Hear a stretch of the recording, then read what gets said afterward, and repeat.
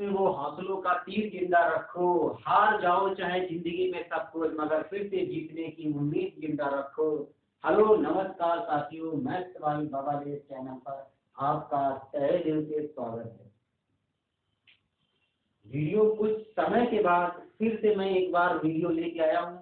हालांकि वीडियो आने में थोड़ा गैप हो गया, किसी कारण बस वीडियो नहीं आ पाई। मैं अब फिर से वीडियो लेके आया हूँ, फिर से मैं वीडियो डालूंगा, फिर से स्टार्ट करूंगा चीज़ों को।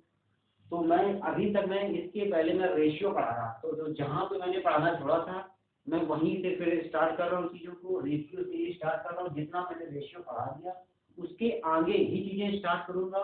और अब मैं एक अच्छे से कॉन्सेप्ट, मैंने कहा ना कि मैं आपको हर क्यों का जवाब दूंगा। आपके मन में जो जो चीज़ें बन सकती है मैं उसका जवाब दूंगा, और उस जवाब के हिसाब से मैं चीज़ें पढ़ाता भी हूँ और कराता भी हूँ। मैं थ्योरी ज़्यादा करवाऊंगा, प्रैक्टिस करवाऊंगा, मगर एक थोड़ा पढ़ाने के बाद, थ्योरी के बाद ही प्रैक्टिस करवाऊंगा। सबसे पहले आइए, हमने तुम्हें एक सबसे बेसिक में तुम्हें रेशियो में यही सिखाया था। 2 मिनट में सारी चीज़ों को रिवाइज करता हूँ जितना मैंने पहले पढ़ाया था। रेशियो हमने कहा था, रेशियो आपका उसी का बनता चीजें जो क्या हो, एक 3 क्रम में यानी बराबर बराबर लिखी हो। और रेशियो, किसी भी रेशियो में यदि जोड़ोगे या घटाओगे तो उसके रेशियो में परिवर्तन आएगा। यदि उसके रेशियो में गुणा करोगे और भाग करोगे तो उसके रेशियो में कोई परिवर्तन नहीं आएगा, तो परिवर्तन नहीं आएगा। सबसे पहले हमने आपको 2 ही रेशियो बताए थे, बेसिक में हमने बताया था, कहा था यदि आपके पास लिखा हो A/B यानी 2:3, लिखा हो B/C 3:4। तो अब यहाँ तुमने देखा था, यहाँ पे आपने देखा क्या कि दोनों जगह B कॉमन है, तो इसको आप क्या लिख सकते थे, 2, 3 और 4। इस रेशियो को हमने उसी दिन बताया था, इसके जितने जैसे जैसे टाइप हो सकते थे बताया था। आज मैं इस बात को क्यों रिपीट कर रहा हूँ ये बात आप समझो। मैं इस बात को इसलिए रिपीट कर रहा हूँ कि आज इसका ही बड़ा भाई आने वाला है, आज इसका दादा और चाचा मामा सब आने वाले हैं। यानी कि इसके बड़े भाई की एंट्री है, और बड़े भाई की जब एंट्री होती है तो भौकाली एंट्री होती है। तो इसी तरह पहले छोटे भाई को चीजें संभालनी पड़ती हैं। तो ये देखो A/B 2/3, B/C 3/4।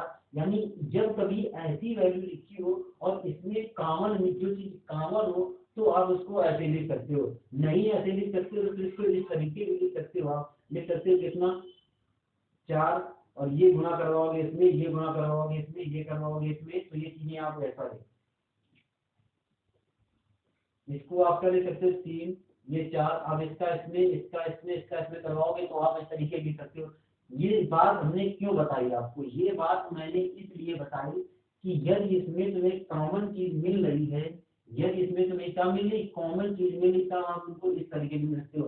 अगर इनमें कॉमन ना हो तब आप इनको कैसे कर सकते हो, अगर इनमें कॉमन ना हो तब आप इनको कैसे कर सकते हो, लिखना A/B equal to C/D equal to E/F। जब देखो, जब कॉमन था तब तो आप ऐसे लिख सकते, जब इसमें कॉमन ना हो तब इसके इस टाइप में कैसे लिख सकते हो, A/B C/D E/F equal to दिया हो 2/3, तो 2/3 दिया हो तो इसको क्या लिख सकते हो। अब एक चीज समझना, अगर आपके पास लिखा हो A/B इक्वल टू C/D और इसके इक्वल टू दिया हो 2/3, इसके इक्वल टू क्या दिया हो 2/3, तो इसको आप क्या क्या लिख सकते हो, इसको क्या मान सकते हो, इसको आप मान सकते हो A/B, ये क्या दिया हुआ 2/3, और ये दिया हुआ C/D क्या दिया हुआ 2/3। तो इसको आप बराबर नहीं मान सकते, ये चीज दोनों बराबर होगी। इसको आप एक चीज ये मान सकते हो कि अगर ये 2x है, ये कितना रहा होगा 3, ये कितना रहा होगा आपका, ये 3y, ये कितना रहा होगा 3y। यानी कि ये A/B का मान 2x रहा होगा, और ये B का मान रहा होगा 3x, और C का मान D का मान रहा होगा 2/3y। अगर आप इनको काटोगे तब भी रेशियो क्या होगा, वही बराबर होगा। जो चीज हमने पहले बताई थी कि किसी रेशियो में यदि गुणा करो या भाग करो मगर उसके रेशियो में परिवर्तन नहीं होता है। तो ये चीज हमने क्यों बताई, अभी इस पे डायरेक्ट सवाल पीजीएल में खूब पूछा जाता है। पीजीएल हो गया, सीएचएस हो गया, यूपीएसआई हो गया, यूपी पुलिस हो गया, रेलवे हो गया, यानी कि जितने भी आपके कॉम्पिटिटिव गवर्नमेंट एग्जाम के जितने भी एग्जाम उसमें सब में सवाल पूछा जाता है। अब आपको मैंने ये कॉन्सेप्ट दिया हो A/B C/D E/F ये कॉन्सेप्ट वही हमने कहा ना शुरुआत में स्टार्टिंग में, जितने कॉमन ना मिले, अगर कॉमन है तो फिर उस तरीके से, और जब कॉमन नहीं मिला तब कैसे करोगे। और आपसे कह दे, अगर आपसे कह दे मान बताइए 2a, आपसे कह दे मान बताइए 2a plus 3c plus 4e upon इसको कितना कर सकते हो 3b, नहीं सॉरी, इसको लिख सकते हो 2b और प्लस कितना 3b और प्लस इसको क्या लिख सकते हो 4f। तुमसे कहा जाए इसका मान ज्ञात कीजिए, इसका क्या करना मान ज्ञात करना है। तो तुम बेटा इसमें क्या अलग अलग, इसको क्या मानोगे, इसको 2x मानोगे, इसको अलग अलग मानोगे, इसको क्या मान लोगे, इसको मान लोगे 2x, इसको मान लोगे 3x, मानोगे, इसको क्या मानोगे आप 2y। अभी थोड़ा ध्यान रखना, इसकी सब चीज बताएंगे। पहले मैं इस क्यों का मतलब तुम्हें रटा देगा, चीजों को अंडरस्टूड करवा रहा हूँ ताकि तुम कॉन्सेप्ट को समझो तो सेल्फ में सवाल को क्रिएट करने लगो। अगर तुम सेल्फ में सवाल को क्रिएट करने लगे यानी तुम्हारा बेड़ा पार हो गया। तो इसको क्या मान सकते हो आप, इसको मान सकते हो 3y, इसको क्या मान सकते हो 2z, इसको क्या मान सकते हो 3z। अब इसमें अलग अलग मान रखोगे, यहाँ मान रखोगे तो यहाँ भी मान रखोगे बेटा कितना आएगा 2 गुणा 2x, प्लस यहाँ मान रखोगे कितना आएगा 2 गुणा ये 2y गुणा 3, प्लस यहाँ मान रखोगे कितना आएगा, ये आएगा तुम्हारा 4 गुणा कितना 2z, कितना 2z। ऐसे नीचे रखोगे, यहाँ पे मान रखा आपने, यहाँ मान रखा तब आपने देखा इसको मेरे मान को क्या रख सकते हो, इसको रख सकते हो 3x गुणा 2, प्लस यहाँ पे मान रखोगे कितना रखोगे 3 और गुणा कितना 3y, प्लस यहाँ मान रखोगे 4 और यहाँ पे गुणा रख सकते 3z। ऊपर से क्या करो, ऊपर से 2 कॉमन ले लो। ऊपर से जब आपने 2 कॉमन लिया तो ऊपर क्या बचा, ऊपर बचा आपके पास 2x प्लस 3y और प्लस कितना बचा। अब इसके बाद यहाँ तुम्हारा कितना बचा था, ये यहाँ से 4 ही बचा था, यहाँ से 2 कॉमन ले लिया, कितना बचा 4z, कितना बचा 4z। ऐसे ही क्या करो, नीचे से आप क्या करो, नीचे से 3 कॉमन ले लो, नीचे से 3 कॉमन ले लोगे तो यहाँ कितना बचेगा, यहाँ पे बचेगा आपके पास 2x, प्लस यहाँ कितना बचेगा 3y, यहाँ कितना बचेगा आपके पास 4z। आप देखोगे आप ये कट गया, ये आपके पास आंसर कितना आया 2/3, ये आंसर कितना आया 2/3। तो इनकी जब ऐसी फॉर्मेट में कभी वैल्यू लिखी हो, ऐसी फॉर्मेट वैल्यू लिखी हो, यदि हम आपसे यहीं पे कह देते, यदि हम आपसे यहीं पे, आप तुमने देखा, तुमने यहाँ से क्या सीखा, तुमने यहाँ से चीजें क्या सीखा, सीखो हमने तुम्हें ये बेसिक क्यों बताया, हमने आपको बेसिक इसलिए बताया कि अगर आप यहाँ तक 2/3, ठीक है, ये मान कितना 2/3 आया। अगर हम ये अब इसको इस बात को यही छोड़ना, अगर हम आपसे कह देते कि आप मान बताइए a plus B sorry a plus C plus E upon, और ये कैसे आप बताइए 2b प्लस 3d और कैसे 4f का मान बताइए। कैसे इसका, इस सवाल को भी यही छोड़ना, इसका कॉन्सेप्ट को बताएंगे। ये a plus C plus E 2b plus 3d इसका मान बताइए, तब आप यहाँ पे रखते हैं a का मान कितना 2x, c का मान कितना 2y, z का मान कितना 2z। यानी कि ऊपर आ जाएगा, 2 कॉमन ले लोगे तो ऊपर आ जाएगा x plus y plus z। ऐसे नीचे यहाँ क्या कर सकते हो, यहाँ तो सब चीजें बराबर बराबर रहेगी ना। यहाँ b का मान कितना रखोगे 3x, यहाँ पे d का मान कितना रखोगे 3y, f का मान कितना रखोगे 3z। तो यहाँ से नीचे सब कॉमन सेम रहेगा। यहाँ से आप यहाँ से देखो, यहाँ आप क्या करोगे, अब यहाँ कितना आया, यहाँ पे तुम्हारा कितना है 2x, यहाँ से 3 कॉमन ले लोगे, 3 कॉमन लोगे तो नीचे कितना बचेगा, नीचे आपका बचेगा 2x प्लस कितना 3y और प्लस कितना 4z। तब आप देख रहे हो कि ये चीजें नहीं कर रहे हैं, तब आप देख रहे हो कि ये चीजें नहीं कर रहे हैं, यानी इस चीज का मान निकालना पॉसिबल नहीं है, मान निकालना पॉसिबल नहीं है, यानी इसको निकालना पॉसिबल नहीं। क्यों पॉसिबल नहीं, इस क्यों की वजह से नहीं, तो बताने को तो हम 10 सेकेंड में बता के चले जाते, ऊपर हवा जैसा उड़ जाता। मगर हमने इस क्यों का तुम्हें कॉन्सेप्ट बताया कि जब आप चीजों का क्यों का मतलब और बेसिक कॉन्सेप्ट पता चल जाएगा तो आप खुद ही सेल्फ में चीजों को क्या करने लगेंगे। और जो चीज सेल्फ से सीखने लगेंगे वो कभी जीवन में भूलते नहीं, वो कभी आप जीवन में भूलेंगे नहीं। जो चीज दूसरे के भरोसे करेंगे वो जरूर कहीं ना कहीं भूल जाएंगे। जो चीजें सेल्फ में क्रिएट करके बनाएंगे वो आप कभी चीजें नहीं भूलेंगे। तो ये देखो इसका मान क्या होगा, ये डोंट यानी कि इसको ये अपरिभाषित मान है, इसका मान नहीं निकाला सकता। अब आपने यहाँ से क्या सीखा, आपने यहाँ से ये चीज सीखी, आपने यहाँ से सीखी कि जब कभी भी आपको दिया हो a upon B, c upon D, e upon f और 2/3 और आपसे कभी ऐसी वैल्यू पूछे 2a 3c 3 पूछे, तो इनका मान जो दिया होता है, जो बराबर में दिया होता है वही मान निकल के आता है। देखो हमने चीज निकाली, तुम्हें अलग अलग चीजें प्रूफ की, प्रूफ करके हमने निकाला। आएगा तब कंडीशन, कंडीशन ये होनी चाहिए कि इनका इनका गुणांक बराबर होना चाहिए, इनका गुणांक बराबर होना चाहिए, इनका गुणांक बराबर होना चाहिए। इसमें आपने देखा कि इसमें इसका गुणांक बराबर नहीं था, इसका गुणांक बराबर नहीं था, इसका गुणांक बराबर नहीं था, तभी तो ये कहा डॉट डिटरमिनेंट यानी कि ये आंसर नहीं निकाला जा सकता अपरिभाषित। अब इसमें हम जितने तरह के घूम घूम के सवाल जो तरीके के बोल सकते हैं लिख सकते हैं, उस सवालों को हम 3 से 4 सवाल एक साथ लिख रहे हैं, आप करना उसको। और एग्जामिनर देखो, एग्जामिनर जितना तरीके से घुमा के सवाल पूछ सकता है मैं उतनी चीजें बताने की पॉसिबिलिटी करूंगा, उतनी चीजें मैं बताने की कोशिश करूंगा। आप समझिए चीजों को, हर लेवल तक ये क्वेश्चन आते हैं, हर एग्जाम में आते हैं। अगर आपके पास क्वेश्चन दिया हो a upon B equal to C upon D और इक्वल टू दिया हो e अपॉन एफ और दिया हो 5/7, 5/7, और यदि आपसे कह दे पहला नंबर क्वेश्चन, पहला नंबर आप क्वेश्चन देखना कैसे आप 50 में आंसर निकालोगे। अगर आपसे कह दे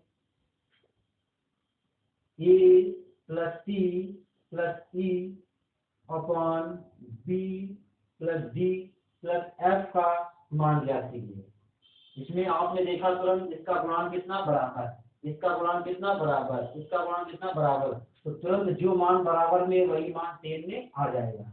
आज क्यों आएगा ये भी हमने बताया।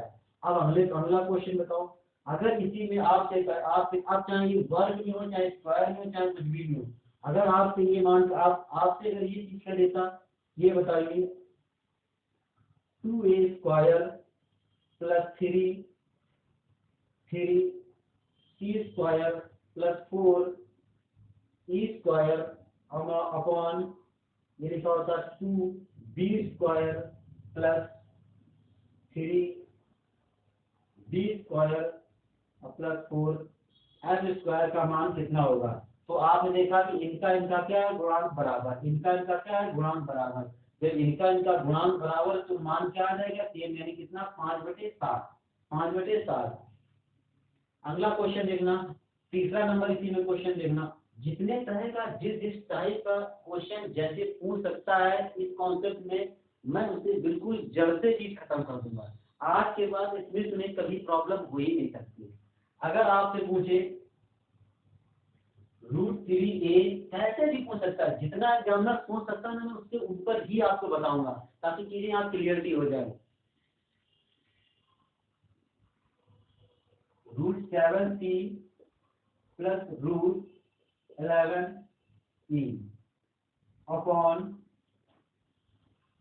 √3b plus √7b plus √11f का मान बताइए। तो जब ऐसा मान पूछे तो हमने देखा क्या कि जब इसके ये इक्वेशन ये आप किसी भी इतने तरीके की क्या क्या पूछ सकता अभी तुरंत में तुम्हें जो है चक्रा घुमाएंगे, भी इतना सवाल देंगे तुम खुद घूमोगे क्या पॉसिबिलिटी। आपने देखा इनका क्या गुणांक बराबर, इनका क्या गुणांक बराबर, इनका गुणांक बराबर, तो आंसर क्या आ जाएगा यही, ये क्या आ जाएगा 5/7, 5/7, ये आंसर क्या आ जाएगा 5/7। अब और चाहे जितने तरीके चाहे क्यूब है चाहे कुछ भी है तुम्हें उससे मतलब नहीं। अगर यहाँ मान लो कि ये क्यूब होता तब भी चीजें बड़ी सेम आती, तभी क्या आती चीजें सेम आती। अगला क्वेश्चन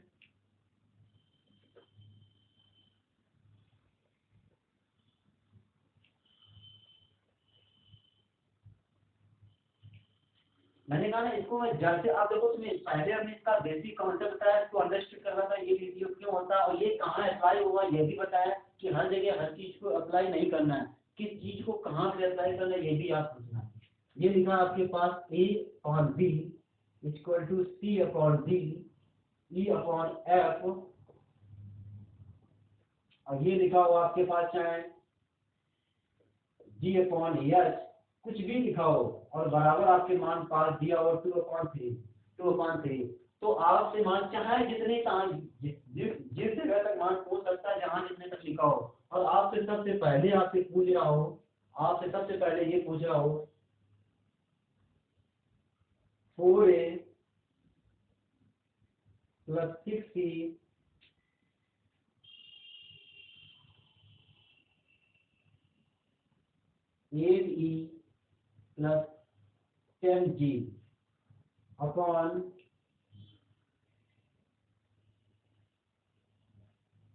2b +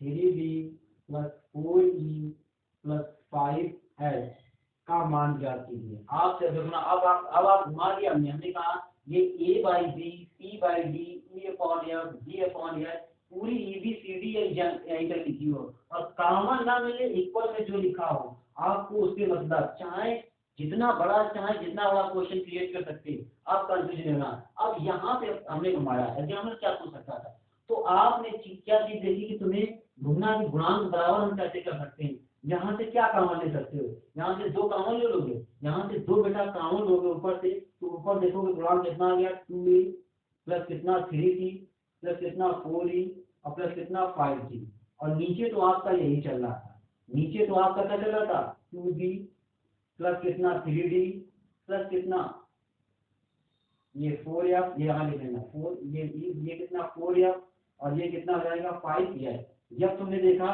कि अब तुम्हारे पास गुणांक इसका भी बराबर, इसका भी बराबर, इसका भी बराबर, इसका बराबर, तो हमने क्या कहा था इसका मान हमेशा कितना हो जाता है, जो इसके इक्वल में दिया जाता है वही मान हो जाता है। तो इसका मान क्या लिखते थे 2, तुम्हारा कॉमन रहेगा साथ में, इसको लिखते तो 2 गुणा कितना लिखते थे 2/3, यानी इसका मान आ जाएगा 4/3। इसका मान कितना आ गया 4/3। चाहे जिस टाइप का जैसे क्वेश्चन आए, चाहे जो भी आए, तो इसका सॉल्यूशन दिखा सकते हो। और एक क्वेश्चन इसमें पूछते हैं, ये बहुत अच्छा क्वेश्चन बेटा, ये मेंस में आने वाला क्वेश्चन है। मेंस में आपके एनटीपीसी मेंस हो गया, सीजीएल मेंस हो गया, यूपीएसआई हो गया, यूपी पुलिस में कभी कभी यही तक पूछ सकता है। तो जितना तुमसे पूछ सकता है उससे अपने एग्जाम से थोड़ा बढ़ के तैयारी करो। अगर तुम्हारा जिस चीज का सिलेबस जितना उससे थोड़ा बढ़ के करोगे, ताकि तुम उससे जो आदमी थोड़ा पढ़ो उससे तुम दोगुना पढ़ो, ज्यादा पढ़ो, तब तुम्हें कंपटीशन का वो दौर चल रहा, तुम्हें दौड़ना नहीं है, तुम्हें आंधी की तरह दौड़ना है, आंधी तूफान की तरह से दौड़ के निकलना लोगों को, तब तुम पार कर पाओगे, नहीं तुमसे चढ़ के बेटा। अब देखो इसमें तुम चाहे जिस तरह का क्वेश्चन, यहाँ मैं कर देता √3a √5c √7e plus √9g upon √3b और प्लस कितना हो जाएगा √3(5d) √7f और प्लस ये हो जाएगा √9s का मान ज्ञात कीजिए। क्या मान ज्ञात कीजिए। तो तुमने देखा ये टर्म क्या आपस में बराबर, ये गुणांक बराबर, ये भी गुणांक बराबर, ये भी गुणांक बराबर, तो इसके इक्वल क्या चल रहा है 2.3, इसका मान कितना हो जाएगा 2/3, इसका मान कितना 2/3। तो इसमें अब किसी को भी प्रॉब्लम किसी तरह की नहीं होनी चाहिए। अब हम अगले कॉन्सेप्ट की ओर आगे बढ़ रहे हैं, चीजों को आगे दिखा रहे, समझना चाहिए।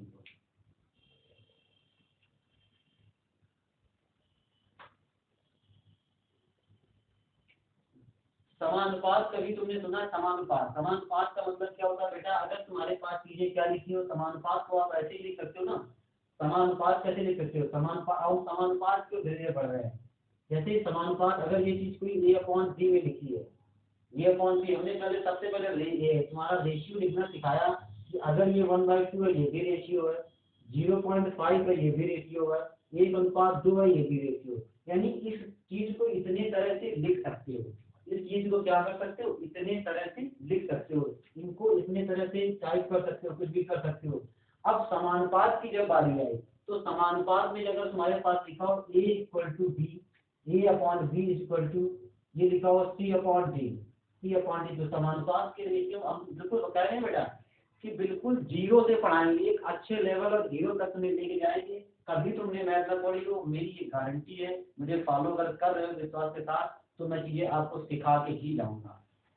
इसको आप क्या लिख सकते हो समानुपात में ए अनुपात बी, और समानुपात का चिन्ह क्या होता है ये 4 बिंदु, इसको ऐसे लिख सकते हो, और ये कितना होता है ए अनुपात बी। अब देखो रेशियो, देखो अब रीजनिंग में चीजें इसकी अलग होती है, जैसे यहाँ लिखा होता, ये लिखा होता 10 समानुपात कितना 12, 10 समानुपात 12, और इसका ये समानुपात का निशान लगा होता, फिर आपसे क्या लिखा ये बताइए 15 समानुपात यहाँ क्या आएगा। तो मैथ में इसकी चीजें अलग चलती है और रीजनिंग में अलग चलती है। अगर आप इसको लिखोगे तो इसको यही लिख सकते हो ए डी बराबर सी डी, इसको क्या लिख सकते हो ए डी बराबर सी डी। अब इसमें इसको ए बाई बी डी बाई सी लिख सकते हो। अगर रीजनिंग में देखोगे समानुपात में ये इसके दो बढ़ रहा है इसके दो, मगर मैथ में ये नहीं। मैथ में क्या होगा, यहाँ जो चीज जैसे तुमने लिखी यहाँ पे और कोई चीज लिख ली, तो इसका क्या होगा अंदर अंदर का गुणा बाहर बाहर का गुणा। क्यों होगा, अगर आप इसको इस तरीके लिखोगे 10/12, ये कितना हो जाएगा 15/20, यानी इसका ये गुणा करवाओगे, ये 10 गुणा 20 बराबर 12 गुणा 15, क्या करवाओगे फिर भी चीजें गई ना। तो यही एडी गुणा सीडी ये चीज बराबर, देखो मैथ में इसकी अलग रीजनिंग में चीजें अलग चलती हैं, तो उनको एक दूसरे से रिलेट नहीं करना, इसमें कंफ्यूज भी नहीं होना। अब मैंने इसको क्यों लिखा, आप इसको किस किस फॉर्मेट में क्या क्या लिख सकते हो, अभी मैं इसका असली रूप जो तुम्हें बताना चाह रहा हूँ वो मैं बताऊंगा, जिसको आप बोलते हो योगांतरा अनुपात का नियम, जिसे आप क्या बोलते हो योगांतरा अनुपात का नियम, क्या बोलते हो योगांतरा अनुपात का नियम। तो सबसे पहले इसमें सीखना, अब उसका क्यों का मतलब बता रहे हैं, डायरेक्ट में सिखा दिया है, पहले क्यों का मतलब शुद्ध में डायरेक्ट सिखाएंगे। अब अगर बेटा ये चीज आप अलजेब्रा में भी पढ़ोगे, और मैंने इसकी चीज शायद मैंने इसकी चीज आपको ट्रिग्नोमेट्री पढ़ाई उसमें भी पढ़ाई होगी, तो आप उसको हर जगह पढ़ोगे, अलजेब्रा ट्रिग्नोमेट्री सिंप्लीफिकेशन में पढ़ सकते हो। तो अब इसमें क्या करो, दोनों तरफ +1 किया, अब इसको +1 किया तो ये तुम्हारा हो गया a plus B by B, इधर +1 किया तो ये कितना हो गया c plus D plus D. ऐसे ही इधर आ जाओ, ये लिखा हो बेटा a by B equal to c by D, दोनों तरफ क्या करो एक एक माइनस कर दो, ये तुमने माइनस किया ये माइनस किया, तो ये तुम इसको क्या लिख सकते हो a minus B upon B equal to c minus D upon D. अब इसको इसके नीचे डिवाइड करो, इसको इसके नीचे डिवाइड करो, अगर इसको डिवाइड करोगे तो ये बेटा हो जाएगा a minus B upon B, इसको इसके नीचे डिवाइड करोगे तो हो जाएगा c minus D upon D. अब जब कभी भी डबल घेरने का आपस में गुणा करवाओ तो अंदर अंदर गुणा बाहर बाहर का गुणा, तो अंदर अंदर का गुणा ये करवाया ये ऊपर गया, यानी ये तुम्हारा आ जाएगा a plus B into B upon करोगे तो a minus B into B, और बराबर ऐसे इसमें करोगे तो ये हो जाएगा c plus D into D upon c minus D into D, D से डी कर गया, ये डी से डी कर गया, तो यहाँ आपका जो रिजल्ट निकल गया है वो निकल के a plus B upon a minus D, और ये निकल गया है c plus D upon c minus D. इसी को हम बोलते हैं योगांतरा अनुपात, यानी कंपोजिटिव नियम, यानी C एंड क्या बोलते हैं D, C एंड D, इसी रूल को हम बोलते हैं कंपोजिटिव नियम, यानी कि योगांतरा अनुपात का नियम। अब बेटा योगांतरा अनुपात आपने यहाँ से क्या सीखा, आपने इस चीज को ये सीखा जब कभी भी a by B c by D लगाओ और किसी भी संख्या में आप योगांतरा अनुपात लगाओगे, तो योगांतरा अनुपात लगाने का तरीका ये होता है कि जो चीज अंश में लिखी हो, अंश में हर को जोड़ो और अंश में एक बार हर को घटाओ। तो अंश में क्या लिखा था a, तो a में हमने हर को एक बार जोड़ा a प्लस बी, अंश में क्या लिखा था a, नीचे क्या किया हर को एक बार घटाया a minus B. Same condition ये की, अगर आप इनको लगाओगे तब भी ये चीज a अपॉन बी पाओगे, इसमें योगांतरा अनुपात लगाओगे तब भी आप a अनुपात बी पाओगे। इसको नोट करो फिर इसका असली रूप से बताते हैं, इसको इसका स्क्रीनशॉट लो और नोट करो फिर असली रूप इसका बताते हैं। बेटा मैं रेशियो पढ़ा रहा हूँ, रेशियो आपकी पूरी मैथ में काम आएगा, जिस जगह रेशियो चलेगा वहां तो चलेगा ही नहीं। दो ही चीजें तो आपकी अर्थमेटिक में इम्पोर्टेंट है, रेशियो और परसेंटेज। जिस दिन मैंने परसेंटेज पढ़ाया शायद ही तुमने भविष्य में कहीं पढ़ा होगा परसेंटेज, परसेंटेज के ऐसे ऐसे तरीके ऐसी ऐसी चीजें मैं लेके आऊंगा, आपको कुछ ना कुछ नया जरूर सीखने को मिलेगा। अभी आपने देखा ये कितना लिखा था a अपॉन बी, ये हमने लिखा था c अपॉन डी, हमने कहा था इस रूल को कंपोजिटिव नियम को लगाओगे तो इसको आप लिख सकते हो a प्लस बी, यानी इसमें ये जोड़ा, फिर क्या सकते हो a माइनस बी, इसी में क्या सकते हो c plus D C minus D. अब ये योगांतरानुपात का नियम हो गया। इसमें अब इसका यूज कहाँ होगा, कहाँ क्या तरीके, हर जगह, बहुत जगह इसका वीडियो हर जगह यूज होता है। आप ट्रिग्नोमेट्री क्लास में सीखना, उसमें मैंने बताया।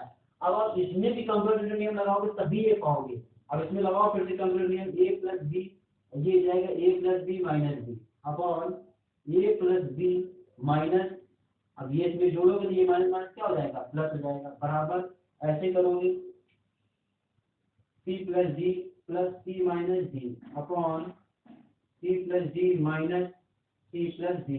इससे निकालोगे ये कटा, ये कटा, ये कटा, ये कटा, ये कटा, तो ऊपर बचा आपके पास 2a upon 2b equal to 2c upon 2d। यानी 2 से 2, ये 2 से 2 कटा, तो ये तुमने कंडीशन वाइज से प्राप्त कर ली। क्या कंडीशन प्राप्त की, a by B equal to C by D. तो योगांतरानुपात का ये नियम वही होता है, जो चीज ऊपर नीचे, यानी कि अंत में क्या करोगे, अंत में हर को एक बार जोड़ोगे, एक बार घटाओगे, सेम चीजें लगाओगे, तभी योगांतरानुपात सेम कंडीशन आएगी। अब ये चीज हम आपको त्रिगुणों में पढ़ा चुके हैं, अलजेब्रा जब पढ़ाएंगे उसमें पढ़ाएंगे, आपको सिंप्लीफिकेशन पढ़ाएंगे तब पढ़ाएंगे इनका यूज क्या होता है। अब मैं इसकी आगे कल क्लास स्टार्ट करूंगा। धन्यवाद साथियों।